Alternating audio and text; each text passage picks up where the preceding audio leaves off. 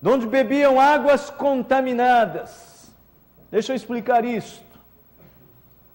Viviam no meio de uma sociedade corrompida e estavam acostumados, eram aproximadamente 430 anos de cativeiro.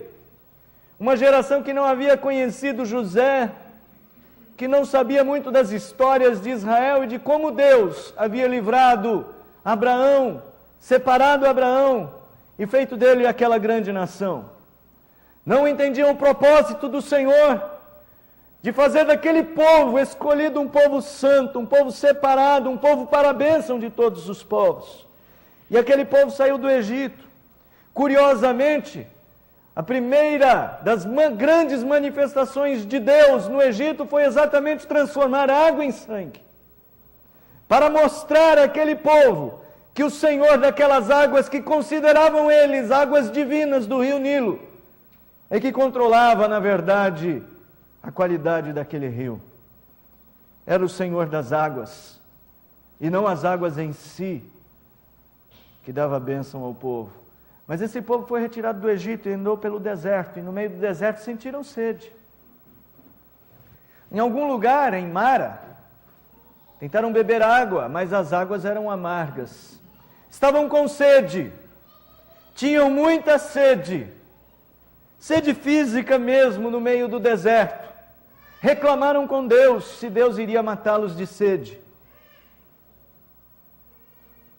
Tinham fome, muita fome, fome física mesmo. E Deus mandou maná. E reclamaram com Deus da comida de Deus. Será que Deus vai nos matar de fome? Mas Deus não mata de fome e de sede o seu povo. Deus sempre alimenta o seu povo. Sempre oferece água a quem tem sede.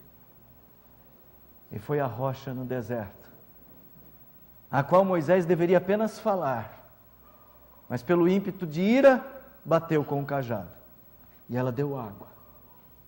Eles beberam daquela água espiritual, e diz a palavra que a rocha era Cristo. Isso está lá em 1 Coríntios 10, no verso 3 e 4. Meus irmãos, o mundo está passando por um momento de seca. O mundo está falando que a água potável vai acabar. Os cientistas dizem isto, os biólogos dizem isto. Na verdade, nós maltratamos as fontes. O ser humano devastou as florestas. Os chamados olho d'água, não tem mais árvores que preservam seus mananciais, estão secando. O derretimento das geleiras, o aquecimento global, a poluição, o mau uso dos recursos naturais, e nós estamos num tempo em que o mundo está falando sobre esse problema. Eu li algumas reportagens essa semana que dizem a respeito da água que possivelmente daqui a 60 anos haverá inclusive conflitos bélicos armados por causa de água. E talvez o futuro do planeta será, em lugar de lutar pelo petróleo, lutarmos pela água. O Brasil é abençoado demais.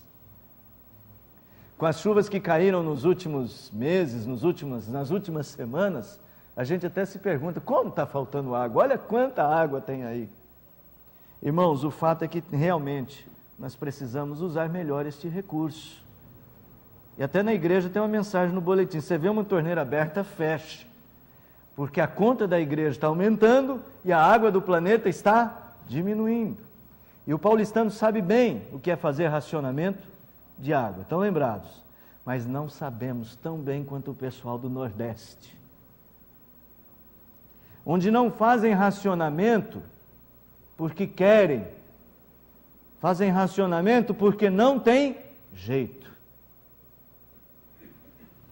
Mas está faltando um outro tipo de água, a água que conduz o homem a Deus. O Evangelho que Jesus disse que brotaria do nosso meio. Olha para o texto que nós separamos esta noite. Quem crer em mim, como diz a Escritura, do seu interior fluirão rios de água viva.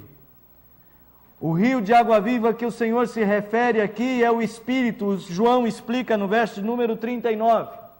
Mas de que maneira o Espírito vai fluir através de nós ou do nosso interior? O Espírito irá fluir através de um povo que vive vida santa, porque é o Espírito Santo que santifica. Esse rio vai fluir através de nós, porque é através da palavra do Senhor que é pregada pela igreja de forma genuína, através da vida do crente e através da pregação da palavra da verdade. Irmãos, também esse tipo de água está faltando. As famílias não estão mais abastecendo de água seus filhos. Água viva que desce do trono de Deus e passa através dos pais para os filhos. Irmãos, temos que tomar muito cuidado com as águas contaminadas do mundo, porque nós somos a fonte que Deus quer usar para alimentar o povo. Vamos lá em Ezequiel 47. Há um texto longo da palavra do Senhor, mas que servirá para fazermos uma pergunta a nós. Ezequiel 47.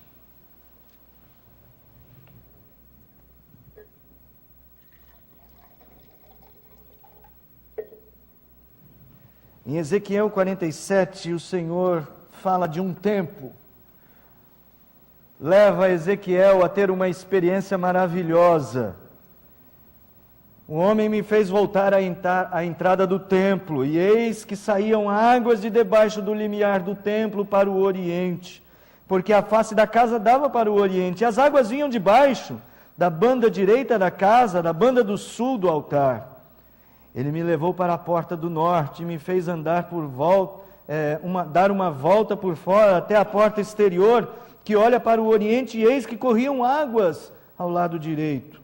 Saiu aquele homem para o oriente, tendo na mão um cordel de medir, mediu 1000 côvados e me fez passar pelas águas, águas que me davam pelos tornozelos. Mediu mais 1000 e me fez passar pelas águas, águas que me davam pelos joelhos. Mediu mais 1000 e me fez passar pelas águas, águas que me davam pelos lombos.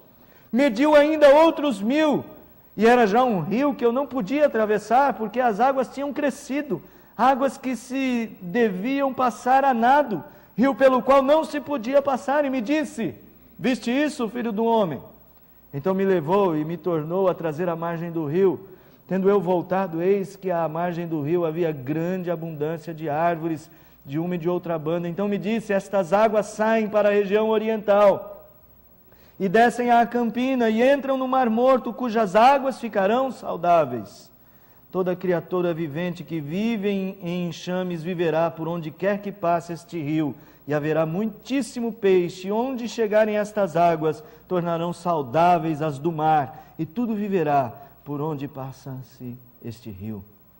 Este rio é o templo do Senhor, e o templo do Senhor somos nós. Jesus Cristo, em João, deixou claro para João uma mensagem sobre quem é este rio. Este rio é o Espírito que habita na igreja. Esta fonte de que fala João é o Espírito que habita em nós e nos foi dado. Irmãos, vamos entender o que está acontecendo então na cabeça de João e daqueles que estão ouvindo esta mensagem. Não é a primeira vez que João fala de fonte de água viva. Falou com a mulher lá em Samaria. E lá o que João disse, que Jesus disse para ela: olha, quem beber da água que eu der, não terá sede.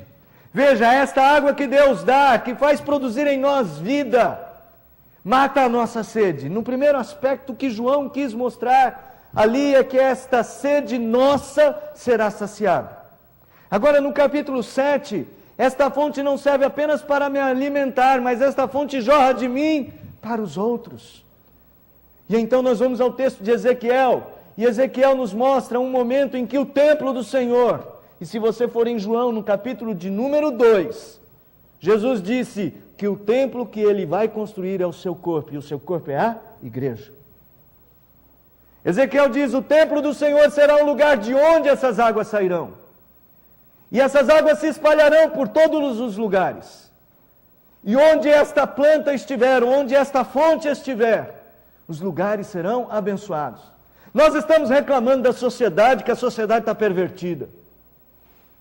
Nós estamos dizendo que os valores da sociedade estão corrompidos.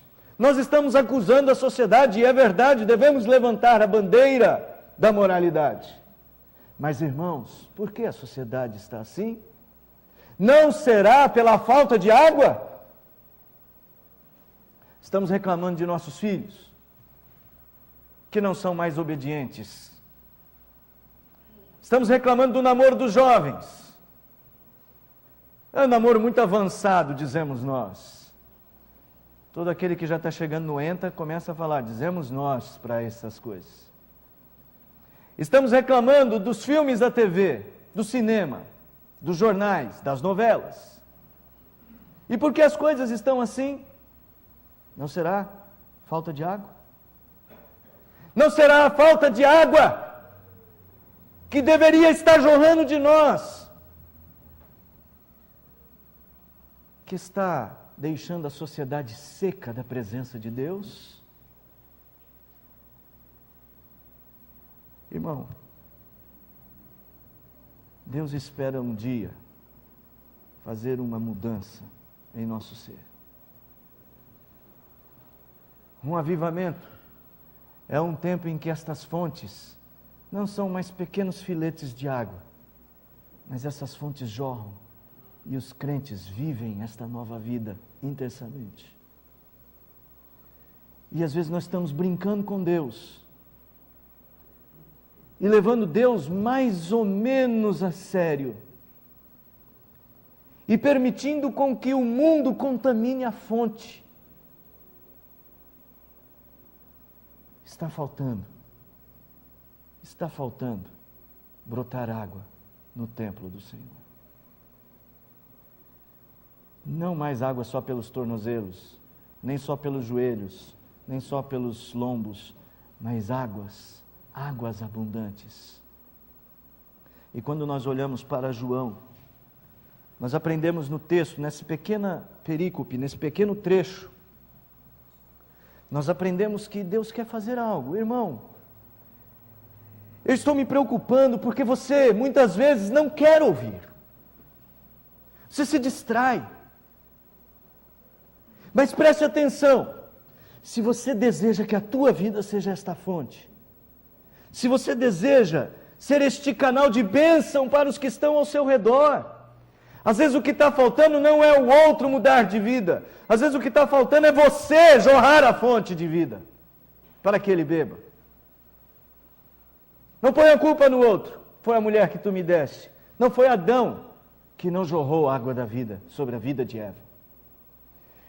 Primeira coisa, se você deseja essas coisas, se você deseja ser esta fonte que abençoa vidas ao seu redor, primeira coisa importante, verso 38, crê em Jesus. Esta fonte só brota daqueles que realmente creem em Jesus. E o que é crer em Jesus? Crer em Jesus é viver os seus mandamentos. Aquele que tem os meus mandamentos e os guarda, este é o que me ama. Crer em Jesus não é tão somente crer na existência de um homem divino, ou de um Deus que se transformou em homem, ou assumiu a forma de homem e morreu numa cruz. Crer em Jesus é dizer, a minha vida pertence a Ele. Irmãos, vejamos o exemplo de Estevão que eu mencionei há poucos minutos atrás. Estevão não achou que a sua vida tinha valor mais do que o Evangelho. Ele diz, é para perder a vida pregando o Evangelho, então eu vou perder a vida. E foi covardemente apedrejado. O capítulo 7 de Atos nos mostra isso. Capítulo 6. Covardemente apedrejado, por quê? Tinha uma bandeira, Jesus é o meu Senhor. E ele diz, eu entrego o meu espírito a ti. O apóstolo Paulo, perseguido em todos os cantos, apedrejado em todos os cantos, açoitado, injuriado, passando privações, disse ele, eu não julgo que seja a vida valiosa para mim. Para mim, o viver é Cristo e o morrer é lucro.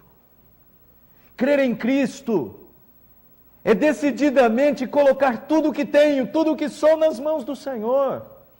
Mudar perspectivas existenciais. Nosso sustento vem do Senhor. Não andeis ansiosos por coisa alguma. Nossa proteção vem do Senhor, porque o anjo do Senhor acampa-se ao redor daqueles que o amam e os livram.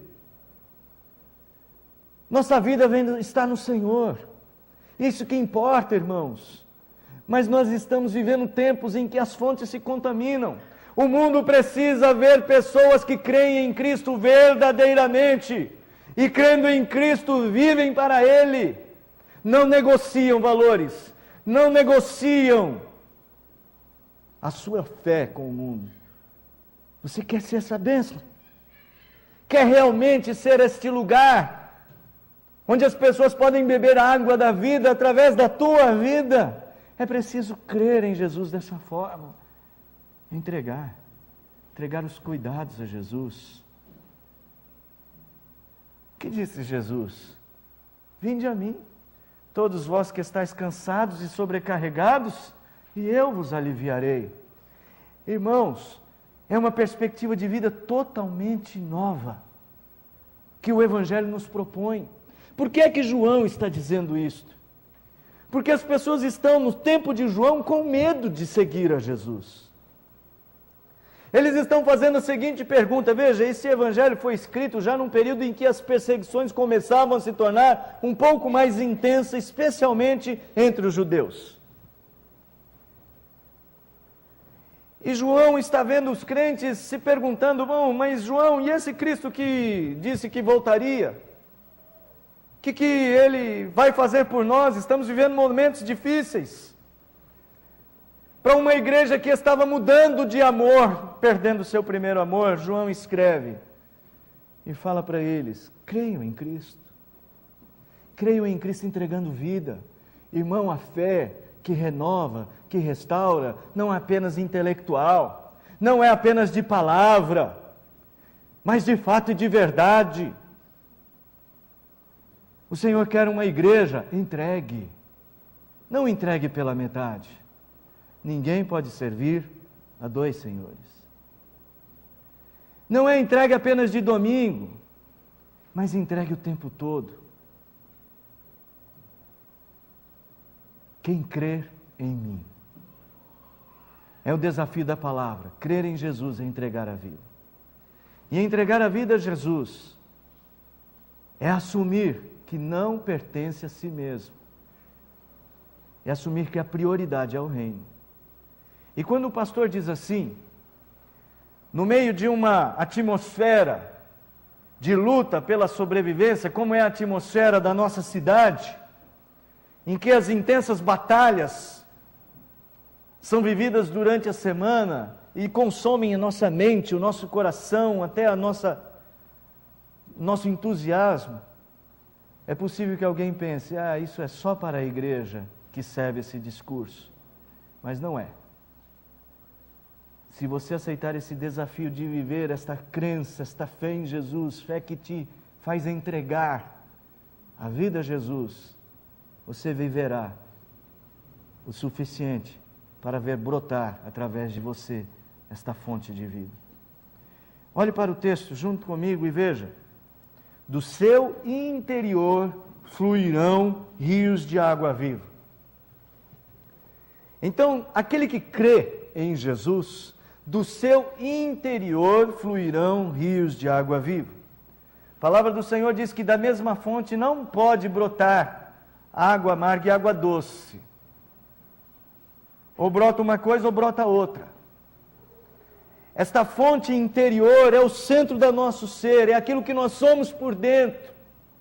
É aquilo que somos e que sabemos que somos e que só o Senhor é capaz de transformar. Então, se queremos ser esta fonte, além de crer em Jesus e entregar a vida a Jesus, temos de fazer um trabalho interior intenso de mudança. É aí que a coisa fica mais difícil, porque o Senhor não quer apenas que mudemos o exterior, não quer apenas uma transformação da fonte por fora. Não adianta colocar pedras bonitas, transformar, fazer uma bela fonte iluminada. É preciso que o interior desta fonte seja um lugar onde brotem águas saudáveis. Discurso não serve aqui. Esse negócio de ficar falando que eu sou de Deus, louvado seja o Senhor, apenas da boca para fora, não cabe aqui. É transformação interior que o Senhor quer. É busca de um novo ser, de um novo homem, transformado por dentro. Irmão, a água que o Senhor quer distribuir a este mundo não é apenas a água da adoração superficial. É a água da adoração que brota de um coração transformado.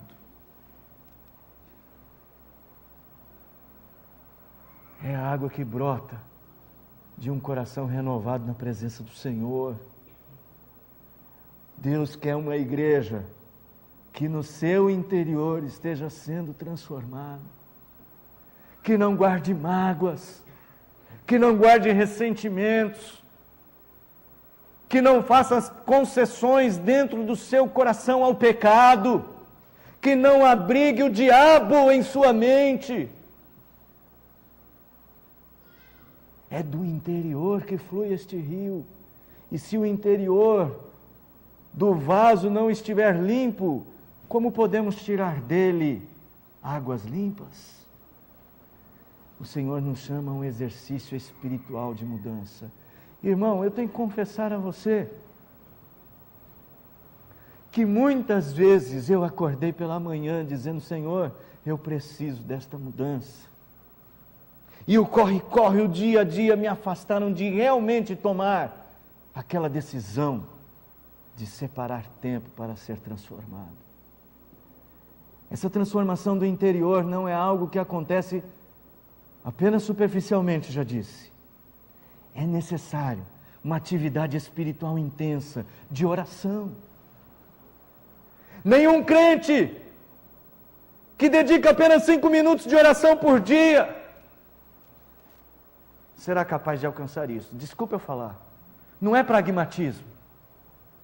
Dizer que 10 horas de oração são suficientes, talvez não seja. Mas essa nossa fraqueza espiritual de nos aproximar de Deus tão pouco, e de nos aproximar do mundo tanto, não vai nos deixar ser essa fonte. É por isso que a sociedade está do jeito que está. Culpa nossa. Desculpem. Culpa minha. Que eu não tenho sido um bom exemplo para vocês. Vocês devem orar para que este pastor e qualquer outro que esteja neste púlpito, para que os presbíteros desta igreja e os oficiais desta igreja sejam este exemplo, a começar do pastor. Não temos sido.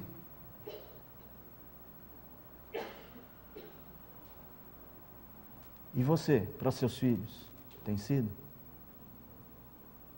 Um homem de dobrar joelhos? Uma mulher de dobrar joelhos? Ou quando as coisas apertam, você resolve as coisas no braço, na força do homem? Como é que você resolve sua vida? Devemos trabalhar o nosso interior, e isso exige tempo com Deus. O nosso inário tem uma música que diz: para seres santo, tempo hás de tomar. A sós com seu mestre, muito frequente estar. É preciso estar com Deus. É preciso ler a palavra com outro intento, não só de preencher o tempo, ou de preencher a agenda de leitura anual da Bíblia. É preciso ler a palavra com vontade de beber da água que dela brota. Abrir o coração para a palavra de Deus e deixar com que esta água purificadora purifique. É do interior que brota. Terceira coisa, meus irmãos, que olho para o texto e que me faz refletir sobre o que eu devo fazer para ser esta fonte. A primeira coisa, crer em Jesus e entregar a vida. O crer aqui é entregar a vida. A segunda é trabalhar o meu interior. A terceira, ser dirigido pelo Espírito. Isso ele disse com respeito ao Espírito que haviam de receber, e recebemos. Quando ele subiu aos céus e foi glorificado na majestade, com a majestade, ele deixou sobre a sua igreja o Espírito que foi derramado, diz a palavra: derramarei sobre vós o meu Espírito. E Ezequiel já profetizava: ele derramará sobre vós o seu Espírito, e colocará em vós um Espírito novo, e fará com que andem na lei do Senhor. E assim então o Senhor nos dá o Espírito e pede a nós que nos enchamos do Espírito. Sejamos totalmente dirigidos pelo Espírito. Que as nossas ações, veja, agora já não é mais somente no interior, mas agora nossas ações reflitam a presença do Espírito em nós. Nossas palavras reflitam a presença do Espírito em nós. E quando você lê em Gálatas sobre o fruto do Espírito, você verá que o fruto do Espírito não é só coisa interna, mas é coisa que se manifesta, é paz, é longanimidade, é benignidade, é bondade, é mansidão, é domínio próprio, é temperança, é capacidade de se relacionar com o mundo como quem é dirigido pelo Espírito. Irmão, às vezes nós aqui, mesmo aqui entre nós, na igreja, temos dificuldade com domínio próprio, temos dificuldade com a bondade, com a mansidão, com a paciência. Em nossas casas, até com o nosso esposo, com a nossa esposa, com os nossos filhos ou nossos pais. Nem sempre é o Espírito que nos dirige. Você está vivendo momentos difíceis? Busque a direção do Espírito. Se tem decisões importantes, busque a direção do Espírito. Tem barreiras a ser transpostas, busque a direção do Espírito. Procure se encher do Espírito. Mas como você vai se encher do Espírito se você não está lavando o seu interior, se você não está entregando a sua vida a Cristo? O Espírito que habita em nós, Ele nos levará a este patamar onde de nós fluirão águas para os outros. Volto à vida de Estevão. O que diz a Bíblia sobre a vida de Estevão? A Bíblia diz: era homem cheio do Espírito.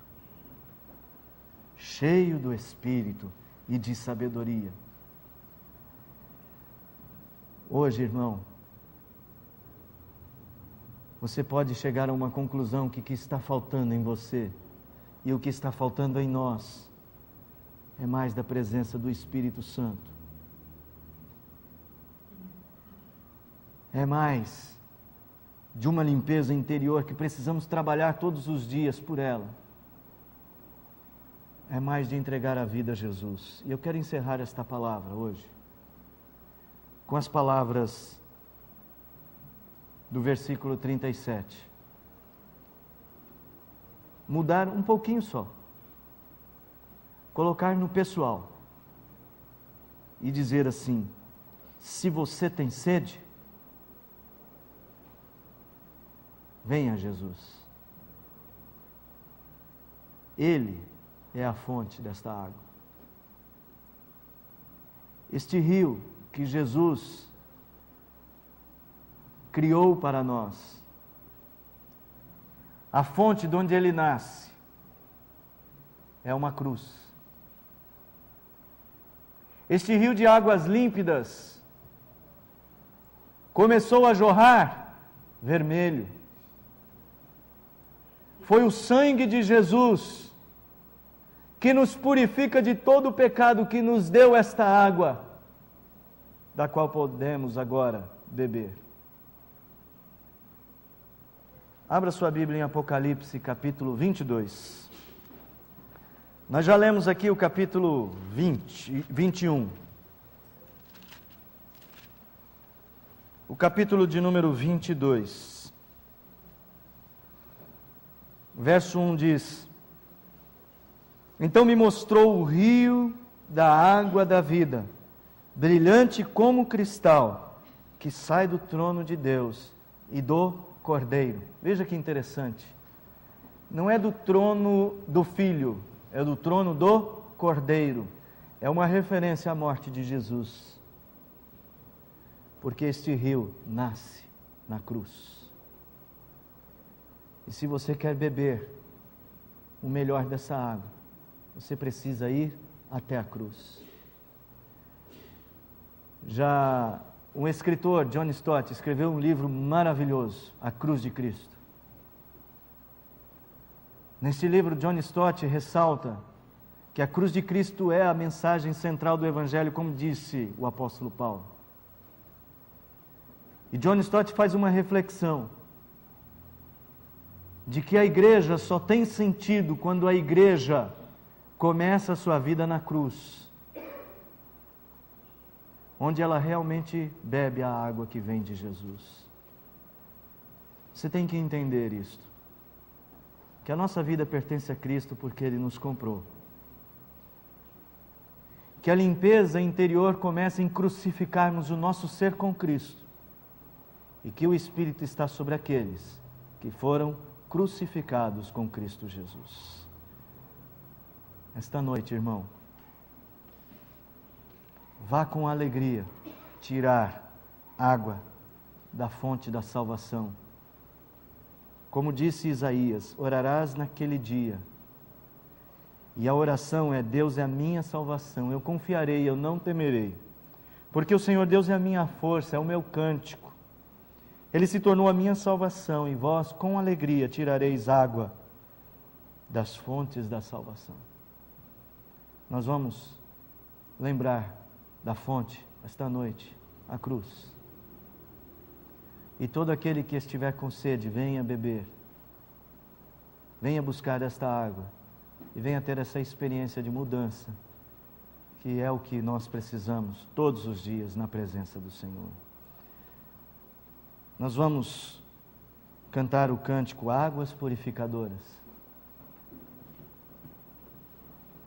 Se prepare, irmão. Você vai participar da ceia do Senhor. Então eu quero exortar você que vai participar da ceia a falar com Deus sobre a sua vida. O que está faltando não é que você seja a fonte? Então busque sê-lo. E você que não vai participar por algum motivo, não está em comunhão com a sua igreja, não fez a sua pública profissão de fé, irmão, eu quero exortar você a buscar este caminho de preparação na tua vida. E o modo de você participar é talvez não comendo o pão nem o vinho, mas buscando a Deus e a presença do Senhor intensamente esta noite. Vamos nos colocar em pé. Enquanto cantamos, eu convido os presbíteros, regentes, a estarem à mesa para a ministração do sacramento.